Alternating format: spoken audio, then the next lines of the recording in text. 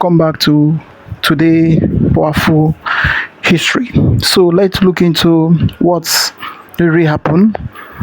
According to the heading, they say what Britain did to Nigeria. So we are going to look into history. Let's see the cause and the reason why the country Nigeria is not developing and nothing is moving. Every day setback, as government come, government go, no movement. Instead of to move, it will become a setback and it will become a something of the story.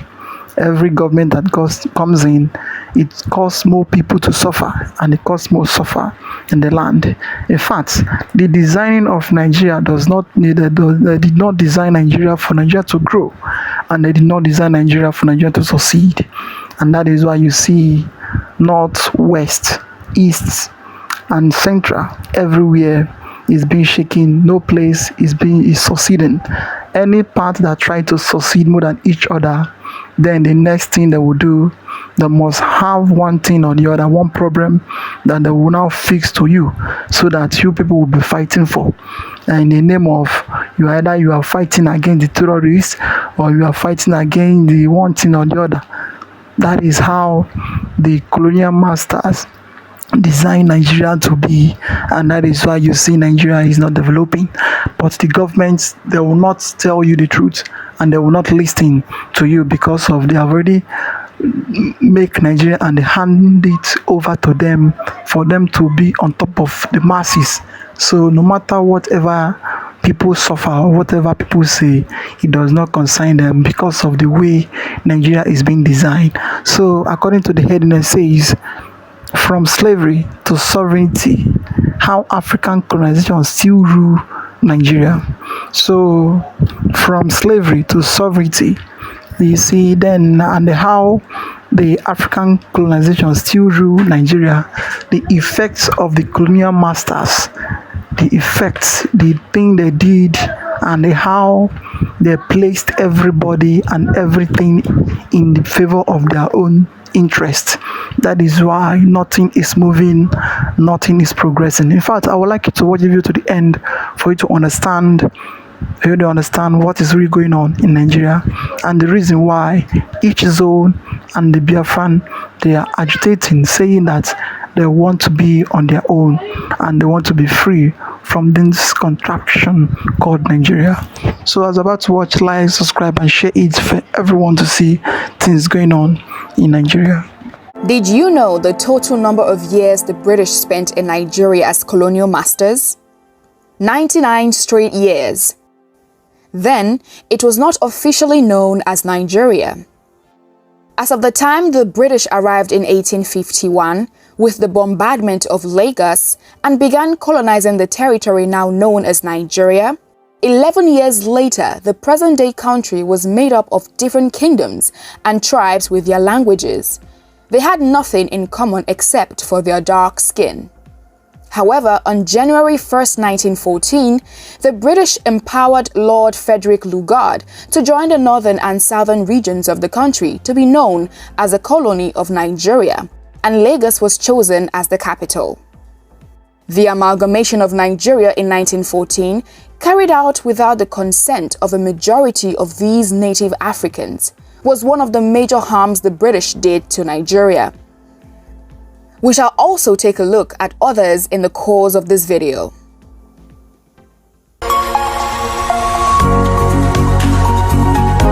The British Empire ruled colonial Nigeria from the mid-19th century until 1960, when the country gained its independence. Alongside other European powers, the British Empire had settlements and forts in West Africa in the 1700s, but had yet to establish plantation colonies just like what was in existence in the Americas. In 1807, the British Parliament enacted the Slave Trade Act, which prohibited British subjects from participating in the slave trade. This was over 150 years of rampant trading of slaves by the British and Portuguese, centered on West Central Africa, now the Republic of Congo, the Bight of Benin, which was also known as the Slave Coast. Also, Old Calabar, also known as Akwa Akpa, Bonny and the New Calabar were the major ports in the Bight of Biafra. However, with the enactment of the Slave Trade Act, the British made anti-slavery treaties with powers in West Africa by using the military to enforce it and lobbied other European powers to stop the trade.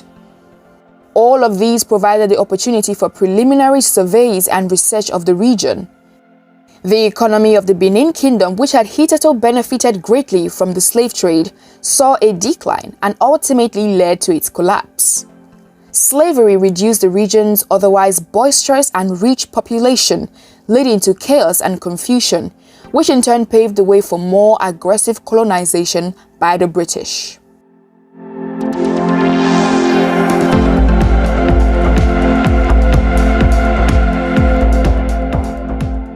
Although Christian missionaries had been influential in the abolition of the slave trade, their impact was not felt until the 1840s. The Church of England's Church Missionary Society, CMS, was the first mission opened and operated in areas between Lagos and Ibadan, while the Roman Catholic religious leaders established missions in the 1860s, with the latter being popular among the Igbos, while the former was mostly embraced by the Yorubas. The CMS appointed Samuel Ajayi Crowther as the first Anglican bishop of the Niger, and he is credited for translating the English Bible into the Yoruba language. Nigerians gradually accepted Christianity as the various denominations adapted to local conditions and selected African clerics for the missions. In the long run, these European missionaries effectively reinforced colonial policy in terms of promoting education, health, and welfare schemes, and were in control all through the latter part of the 19th century. On the bright side, they saw an end to inhumane traditional practices such as human sacrifice, infanticide, obnoxious rituals, and so on.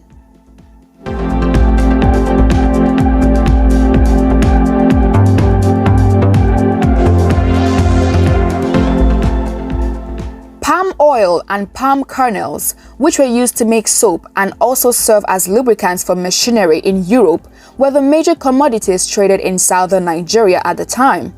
At first, most palm oil and palm kernel came from Igbo land, where palm trees were in abundance, in the areas of Nri Kingdom, Oka, and Ngwa, where the palm oil was used for cooking.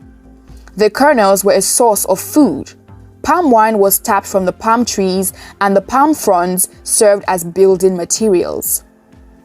Later on, the Igbos transported the palm oil to rivers and streams along the Niger Delta for sale to the European traders, with the British merchants as the major customers.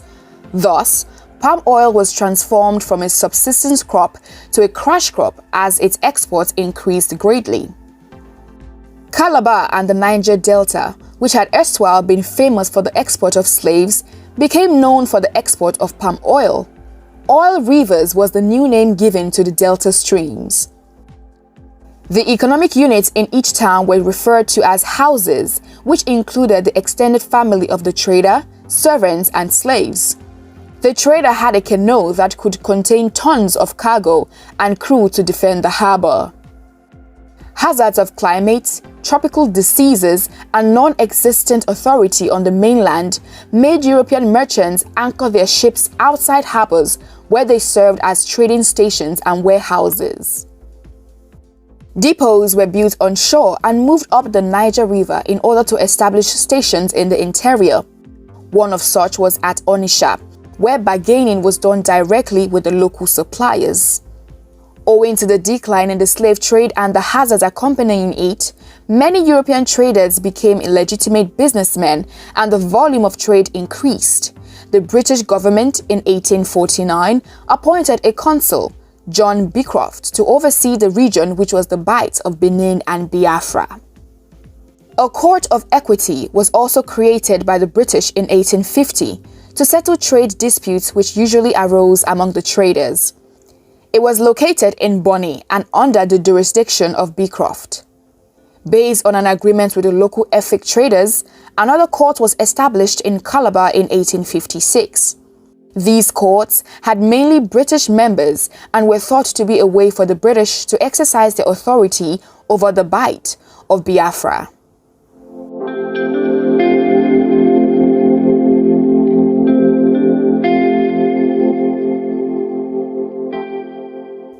The Prime Minister of Britain in the mid-19th century, Lord Henry John Temple, 3rd Viscount Palmerston, abhorred slavery. Therefore, he took advantage of the presence of Christian missionaries, divisions in native politics, and the antics of Beecroft to encourage the end of the slave trade. In line with an agreement with the deposed Oba of Lagos, Oba Akintoye, to help him regain his throne from his nephew, Oba Kusoko, who was a leading slave trader, and abolish the slave trade, the Royal Navy on December 26, 1851, with a flotilla of boats, mounted an attack on the Oba of Lagos's palace.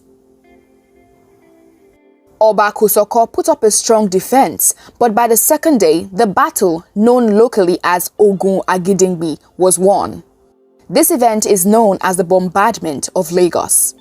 Consequently, Oba Akintoye was reinstalled as the Oba of Lagos, and on January 1, 1852, he signed the treaty between Great Britain and Lagos, thereby abolishing the slave trade.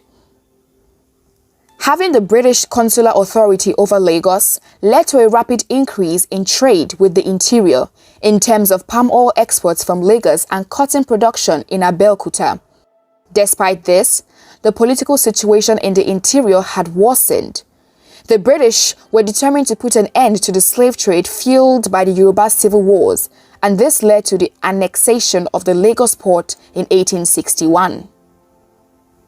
Oba Akintoye's son, Oba Dosumu, who was now the Oba of Lagos, signed a treaty known as the Lagos Treaty of Cession on August 6, 1861, with the British Empire. Thus, Lagos was ceded to Britain and became a British Crown colony. The colony's administrator, Captain John Glover, formed a militia of Hausa troops, and this became the Lagos Constabulary, later culminating into the Nigeria Army and the Nigeria Police Force. These soldiers were known as Glover's Hausas. In 1891, the Bank of British West Africa was founded in Lagos by the African Banking Corporation.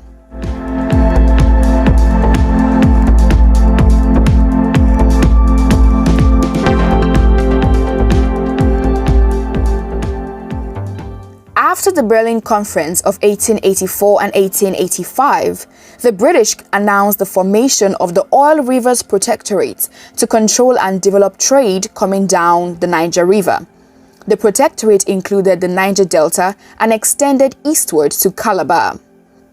The territory was renamed the Niger Coast Protectorate in 1894 and in 1906 was expanded to include the Lagos colony and northward up the Niger River. In the 1870s, a British merchant, George Tubman Goldie, merged trading companies located along the Niger River into the United African Company, which was soon renamed the National African Company and finally, the Royal Niger Company. He did this to bring an end to the fierce competition engaged in by different companies, who sometimes used force to get suppliers to go into contract with them and meet their demands. The Royal Niger Company had its headquarters located at the major trading port of the company, which was far inland Lokoja. From there, it took on the responsibility of overseeing the depot along the Niger and Benue rivers. Sokoto, Gwandu, and Nupe had negotiated treaties with the Royal Niger Company, which was seen as giving the company exclusive access to trade, as annual tribute was paid in return. The treaties gave the Royal Niger Company total power to settle whatever disputes arose at the ports, to farm, mine, and build on their territory, to protect the kings and chiefs from attacks, and restricted them from interfering with the native laws and customs of the land. As a result of this, the Royal Niger Company was able to deprive France and Germany of access to the region under Goldie's command. He was seen as the founding father of Nigeria, and he was the one who laid the basis for the British claims to the country. Ultimately, the Royal Niger Company became the sole government of the region, although the company allowed the local kings to act as partners in governance and trade. The company employed native workers who were paid in barter. Top earners received 4 bags of salt per month. Barter and credit were the mechanisms of trade. The major imports of the Royal Niger Company included gin and low-quality firearms. The Royal Niger Company also had its armed forces, including a river fleet, which were used to attack uncooperative villages. As expected, Joseph Chamberlain's appointment as colonial secretary in 1895 brought about a rise in the territorial ambitions of the British Empire. The British colonial rule was being solicited for by local colonial administrators, as they believed that trading and taxation done in British pounds would be more lucrative than trade by barter.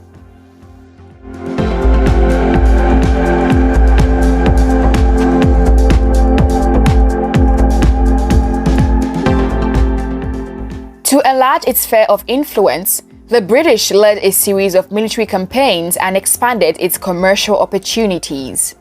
Hausa soldiers were recruited to fight, and because the British had superior weapons, tactics, and political unity, victory was sure. In 1892, the British forces overran the Ijebu Kingdom with the Maxim gun. Ijebu had kicked against missionaries and foreign traders, but British machine guns gave them a rollercoaster victory as they swept through the rest of Yoruba land, conquering it, although the area had already been weakened by 16 years of civil war. By 1893, almost all of the other political entities in Yoruba land had signed diverse treaties with the British, joining them with the colony of Lagos. From 1896 to 1897, the forces of the Niger Coast Protectorate fought with the remnants of the Benin Kingdom, captured Benin City, and drove Ovoranwe Nugbaisi, the Oba of Benin, into exile. Conquering Igbo land was not a walk in the park for the British, as the Igbo people had no central political organization. The British launched the Anglo-Aro War of 1901 and 1902 under the guise of freeing the Igbos from the Aro Confederacy, which was a political union formed by the Aro people. Villages were conquered through the burning of crops and houses, but the Igbos remained difficult to subdue. Annual missions with the intent to pacify and convince the locals of British supremacy were carried out by British forces.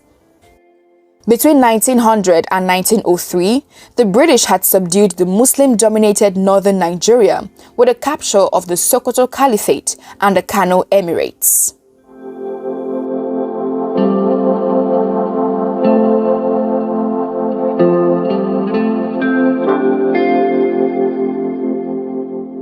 By 1897, the British had started their plans for the direct control of the area now known as Nigeria. They agreed that the colony of Lagos, the Niger Coast Protectorate, and the Royal Niger Company should be merged. That same year, the Royal West African Frontier Force was created by the British, having Colonel Frederick Lugard in charge. Lugard then recruited 2,600 troops, comprising of both Hausa and Yoruba men, evenly split in 1 year. In 1898, the Niger Committee, chaired by the Earl of Selborne, put down guidelines for running the colony of Nigeria. The border between Nigeria and French West Africa was also finalized as the Anglo-French Convention of the same year. In 1900, the British government took control of the southern and northern protectorates, which were governed by the Colonial Office at Whitehall. The Governor-General reported to the Colonial Office and managed his colony. The 7 governors of the Northern and Southern Protectorates of Nigeria and the colony of Lagos through 1914 were Frederick Lugard, Henry McCallum, Ralph Moore, Hesketh Bell, William MacGregor, Percy Girouard, and Walter Egerton. The years 1895 to 1900 witnessed the construction of a railway that ran from Lagos to Ibadan and was subsequently opened to the public in 1901. The line was later extended to Osogbo from 1905 to 1907 to Minna and Zungeru from 1908 to 1911, and its final leg enabled it to meet another line being constructed from Baro through Minna to Kano from 1907 to 1911. Note that the construction of the railway was for the economic interest of the British and not as a means of transportation for the locals.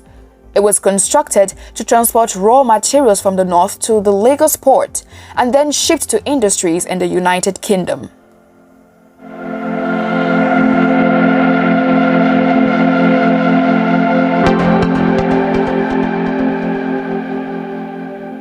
As earlier stated, plans to combine the three areas of jurisdiction, that is northern and southern Nigeria and the colony of Lagos, had been mulled over and thought to be the solution to reducing administrative expenses and facilitating easy deployment of money and resources.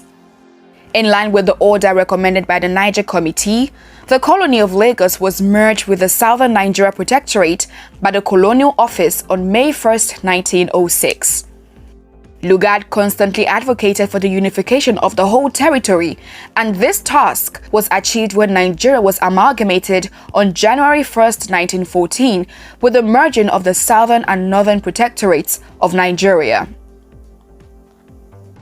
The newly united colony was overseen by a proconsul known as the Governor-General of Nigeria, who happened to be Lugard Frederick. Nigeria was subdivided into northern, western, and eastern regions, and a lieutenant governor was placed in each region to provide independent government services. While Hausa was recognized as the official language in the north, English had official status in the south. Economic links were increased among the regions, but the indirect rule adopted by the British discouraged political interchange. Greater unity was not encouraged among the regions until after the end of the Second World War in 1945. Until the expiration of his tenure as Governor-General in 1919, Lugard was focused on solidifying British sovereignty and assuring local administration through the traditional rulers. As a matter of fact, he spent 4 months of every year in London, and major decisions regarding the country were not carried out until his return. Lugard was scornful of the educated Africans who populated the south, especially Lagos, and recommended that the capital should be transferred from Lagos to Kaduna, but his request was rejected by the Colonial Office in London. They argued that such an exercise would be too expensive and unsafe. However, Lugard's immediate successor, Sir Hugh Clifford, was the polar opposite.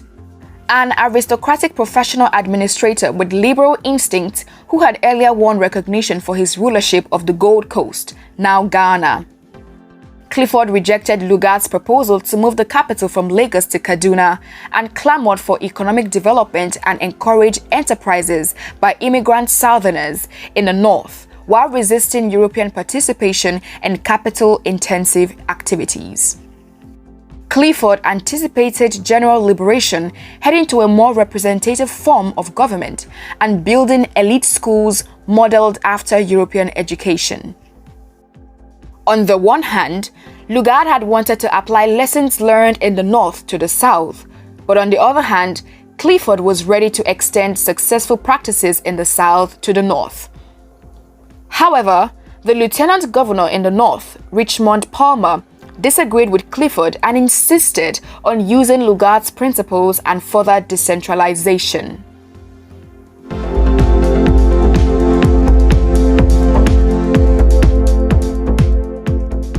In September 1918, the influenza pandemic, popularly known as the Spanish flu, made its way to the Lagos port by way of some ships.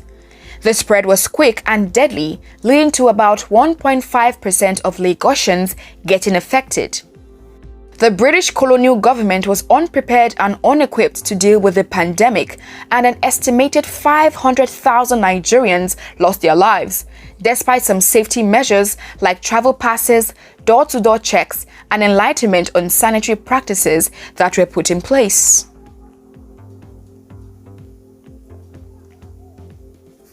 At first, grants were allocated to Northern Nigerian Protectorate from the British Treasury each year, while the Southern Protectorate financed itself. But after gaining political control of the country, the British introduced a system of taxation. This was done to encourage wage labor and put subsistence farming in the back seat. Sometimes, forced labor was used for public works projects. These policies were resisted. In 1906, oil exploration began, with the Colonial Office granting exclusive rights to John Simon Begum's Nigeria Bitumen Corporation.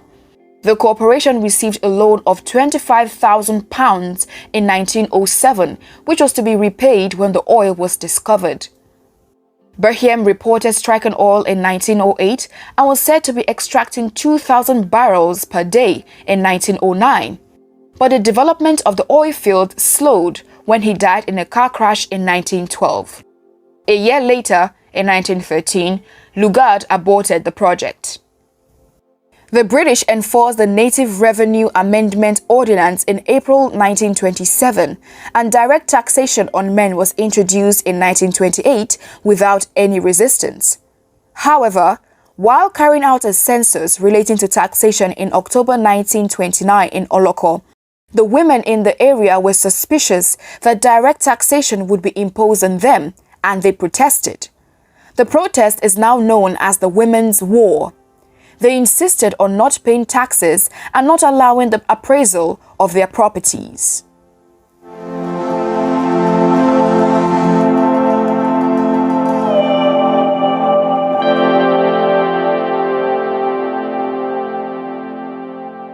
Nationalism became a political issue in Nigeria as activists sought increased participation in the governmental process. The British tried to preserve the indigenous cultures of each area whilst introducing modern technology, politics, and social concepts. While the North accepted this indirect rule, the South opposed it. The Southerners' opposition was due to their educational exposure, which they acquired abroad. These Southern nationalists were critical of colonialism and wanted self-government. Nigerians began to form different associations in the 1920s, such as the Nigerian Union of Teachers, NUT, and the Nigerian Produce Traders Association, led by Obafemi Awolowo. They were centers for educated people to hone their leadership skills and form broad social networks. Organizations having ethnic and kinship undertones were also formed as tribal unions within the same era. City dwellers who were of the same ethnic groups came together to replicate the lifestyle in the rural areas they came from, where everyone looked out for one another. By the mid-1940s, the Igbo Federal Union and the Egbe Omo Oduduwa, with Awolowo as the leader, had formed their own organizations. Another type of organization that was formed was the youth or student groups that were more politically inclined. Newspapers equally provided news on nationalist views.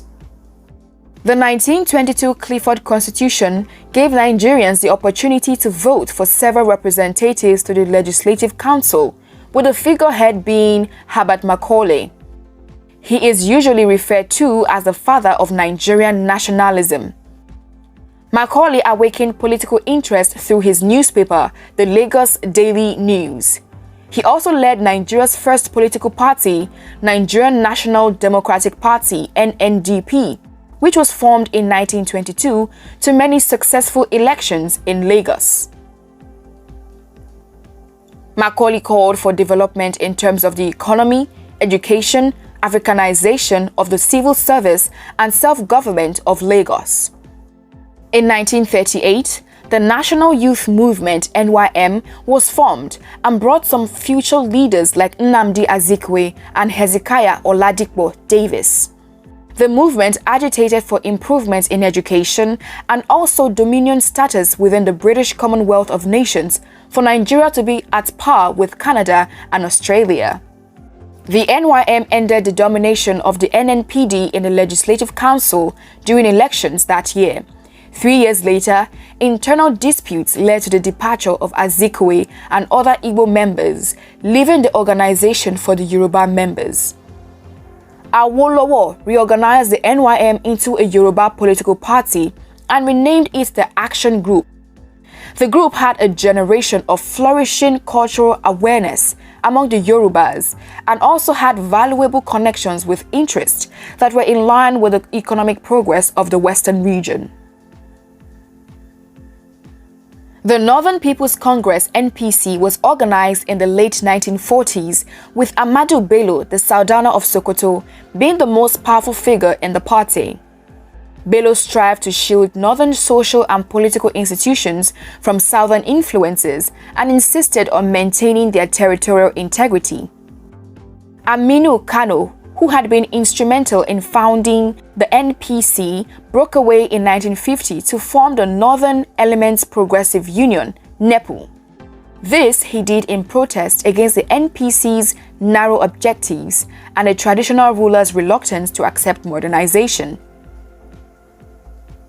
The political parties tussled for positions of power in readiness for the independence of Nigeria. From 1946 to 1954, 3 constitutions were enacted, which moved the country towards greater internal autonomy, even though each one generated political controversy. Political parties had an increasing role, and it all tilted towards the institution of a parliamentary system of government, having regional assemblies and a federal House of Representatives. A new constitution formulated by Sir Arthur Richards, who was the Governor General at the time, was approved in 1946 by the British Parliament at Westminster and promulgated in Nigeria. The Arthur Richards Constitution reserved power in the hands of the Governor General, but it also provided for an expanded legislative council empowered to deliberate on matters affecting the whole country. Houses of assembly were established in each of the 3 regions to advise the lieutenant governors posted there. However, the Arthur Richards Constitution was suspended in 1950 due to calls for greater autonomy, and this led to an inter-parliamentary conference in 1950 at Ibadan. Here, the terms of a new constitution were drafted. It was called the Macpherson Constitution, named after the incumbent Governor General, John Stuart Macpherson, and it went into effect in 1951. The Macpherson Constitution allowed renewed impetus to political activities and participation at the national level, and also boosted regionalism. Subsequent revisions done to the Littleton Constitution of 1954 established the federal principle and facilitated independence.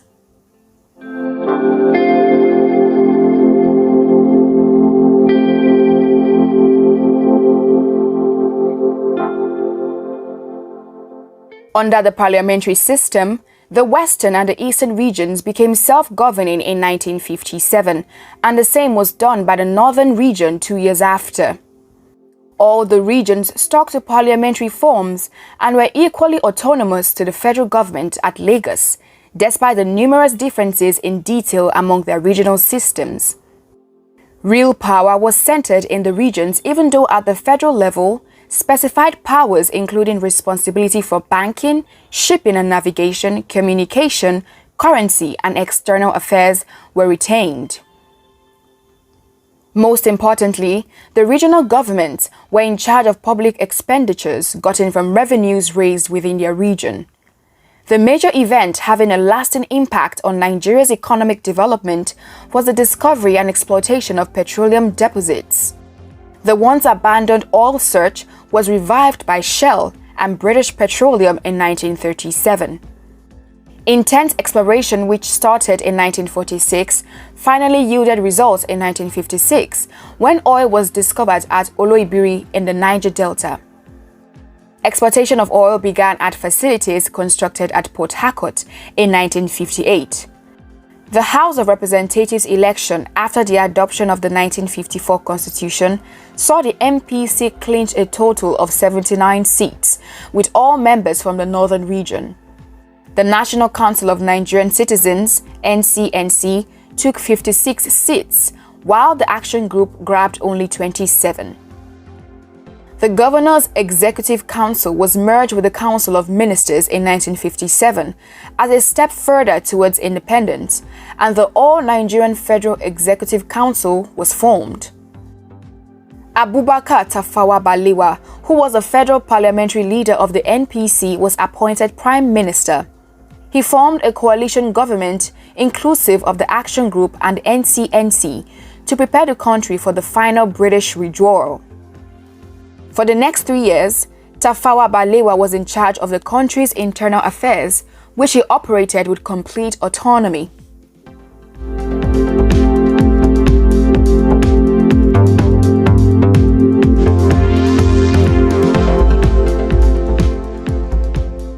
Nigeria became independent on October 1st, 1960. Nnamdi Azikiwe emerged as a governor-general, while Balewa continued to serve as the prime minister. The government was made up of the popularly elected 312-member House of Representatives and the 44-member Senate, chosen by the regional legislatures. The regional constitutions followed the federal model in terms of functionality and structure. When Nigeria gained its independence, the prospects appeared promising and expectations for the future of the country were high. The country had so much going for her. It was the most populous country in Africa.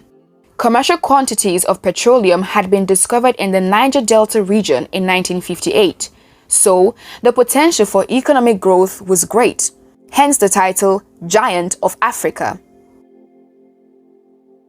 Both the country's citizens and outsiders strongly believed that Nigeria would rise to lead Africa in world affairs.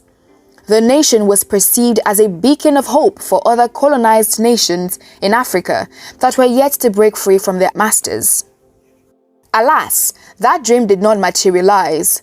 The country has gone through a series of government upheavals, inter-ethnic wars, a civil war, economic crisis, religious conflicts, corrupt leaders, rigged elections, underdevelopment, banditry, and high rates of criminality, to mention a few. These factors would truncate the Nigerian-British parliamentary experiment, as just 5 years and 3 months after independence, Nigeria's first republic fell on January 15, 1966. You can check out the full story in our next video. Yes, that is it. This our lady, she analyzed everything the way it's supposed to be. So every story goes directly to the main thing that Nigeria is still fighting today, because Nigeria is still finding it difficult to still stand after the 1914 amalgamation of Nigeria to date. The pre-colonial masters, the suffering, the war, the everything. Still till date, Nigeria is still battering of good leadership and how to wipe out corruption and the rest of them. Today as it is, we have so much to say. Banditry, terrorism, repentance, terrorism, and the Boko Haram everywhere, and the government still insisting that they want to remain in power by all means without thinking about the well-being of their citizens. That has been the main issue. And anybody who rises up to challenge the federal, to challenge what they are doing that is not right, meaning you will find yourself either in death, or you find yourself in a cell, in a very tight prison. That is what has been there right from the beginning. And then if you see Nigeria, the only thing that is still holding this country as it is today is oil. The oil they find out in the southern region, which is the Delta, the Bayelsa, these riverine areas. That is what kept the Britain keep milking even to date. Whenever you see they say they visit or they come, they will not talk about anything apart from their oil, their resources, how they are going to get more and more resources from Nigeria. That is their aim. So, and that has been the suffering of the people right from the pre-colonial masters down to this day. That is why Nigeria Foundation has been suffering, and have been suffering without forwardness or without thinking how to do it right. In fact, a lot is going on, and a lot is still keep going, because Nigeria is being built by fraudulent and demonic foundation. That is why you see many things is being falling apart. Well, I would like your comment down below. What do you think about your thing? Like, subscribe, and share for everyone to see the main reason why Nigeria is still falling apart and why the country is not growing enough so that for their citizen to have what it takes to be in a country. Thank you for watching.